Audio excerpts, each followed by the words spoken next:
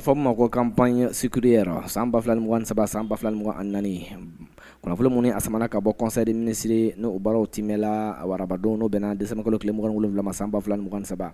conseil des ministres mun anyama ko colonel Assimi Goïta bolo baraw timela ka jira ka fɔ kanala wa kunnafoni dila ka ɲɛsi wa kɛnɛla fɛn dɔ ma ni y'a ta k'a lajɛ n'o fɔ ma ko wa conseil des ministres hakilinaw mun y'a ta k'a n'o fɔ ma ko campagne sécuritaire wa hakilina minnu kɔni sɔrɔla n'u bɛ tali kɛ conclusion la ani laɲiniw o ka wulikajɔw mun kɔnɔna n'o kɛla segukaw fɛ yen nɔ ka ɲɛsin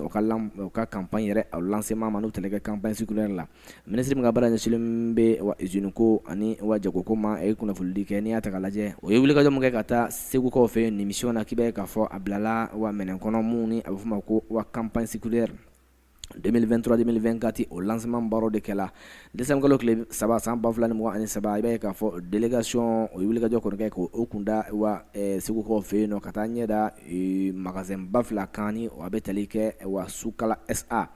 o magasin ba ani fɔ ka taa se wa baarakɛ da minnu fana bɛ nin yɔrɔ kofɔli na kɛnɛ la a fɔ ma ko champ de Cannes na foro minnu bɛ yen n'o bɛ tali kɛ sukaro sɛnɛ foro la i b'a ye k'a fɔ wa u taala ɲɛda ninnu bɛɛ lajɛlen fana kan fɔ ka taa se o ka a bɛ fɔ ma ko installation technique mun bɛ tali kɛ Sukala SA fana la o taala ɲɛda nin bɛɛ lajɛlen fana kan ko wa baaraw la wa fɛn minnu kɔni bilalen bɛ sen kan i b'a ye k'a fɔ wa san nata kɔnɔna n'o tali kɛ san 2023 san 2024 n'o fɔ ma ko prévision de production mun y'a ta k'a lajɛ ni usine ba fila ko o kan ka taga jɔ tɔni wa sukaro tɔni ba 100 n'o fɔ ma ko 100,000 tonnes o de kan ka kɛ wa k'i b'a ye k'a fɔ wa laɲini minnu kɔni bɛ ka taa se bɛnkan minnu sɔrɔla nin bɛɛ lajɛlen kɔfɛ i b'a ye k'a fɔ o ka mission kɔfɛ k'i b'a ye k'a fɔ wa a fɔ ma ko sukaro tɔni ba 25 o bɛna sɛnsɛn k'o bila kɛrɛfɛ cogo minnu la wa u bɛ to kɛrɛfɛ yaasa ka se ka makoɲɛw ɲɛnabɔ wa sunkalo ni o waati sela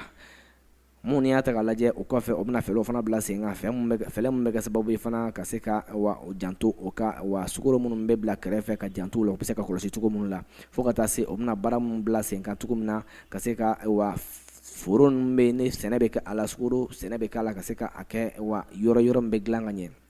cogo min na a bɛ se ka jamana yɛrɛ labɔ cogo min na ani jamanadenw bɛɛ lajɛlen waati kunkurunnin kɔnɔna la fo ka taa se waati jan fana ma o kɔfɛ mun bɛ tali kɛ wa fɛɛrɛw la sukaro bɛ se ka tila cogo min na jamanadenw ka taa se sigidaw kɔnɔna la wa u bɛ se ka balo kɛ cogo min na san 2023 san 2024 kɔnɔna la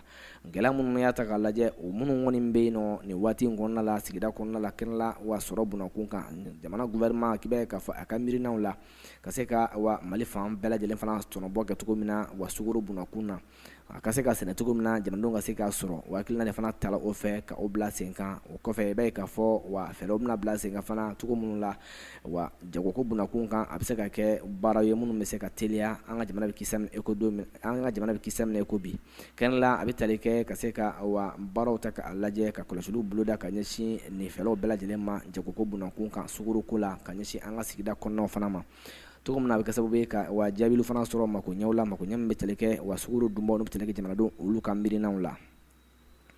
o kɔfɛ nin waati in na k'i b'a ye k'a fɔ wa ka wulikajɔ kɛ ka se ka wa jamana kɔnidenw bɛɛ lajɛlen sɔrɔ sukaro ko la o ka se ka sukaro sɔrɔ wa komi u b'a kɔ cogo min na sunkalo hukumu kɔnɔna la o ye sinsinw kan wa commerçants fana bɛ tali kɛ jagokɛlaw la o fana bɛ se ka maaw fana wa sukaro gɛrɛ k'a di maaw la o waati la waati min fana ni a ka kan magasinw kɔnɔna fana la i b'a ye k'a fɔ sukaro minnu bɛna bila o yɔrɔw fana la wa ka taa se wa jamana région kɔnɔna la k'a bila prix la n'o fɔ ma ko wa en gros prix ka taa se prix spécial fana ma olu bɛ ta ka se ka o da cogo min na maaw bɛ se ka sukaro sɔrɔ nɔgɔya la cogo min na ka sɔrɔ a ma kɛ ni gɛlɛyaba ye Bamakɔ décembre kalo tile 27 san 2023 secrétaire général du gouvernement Mahamadou Daɲon officier de l'ordre national ale bolo bɛ sɛbɛnw la